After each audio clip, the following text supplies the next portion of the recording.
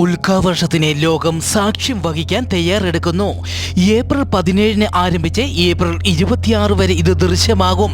April 21, 22 തീയതികളിലായിരിക്കും ഇവ കൂടുതൽ ഉച്ചസ്ഥായിലെത്തുക.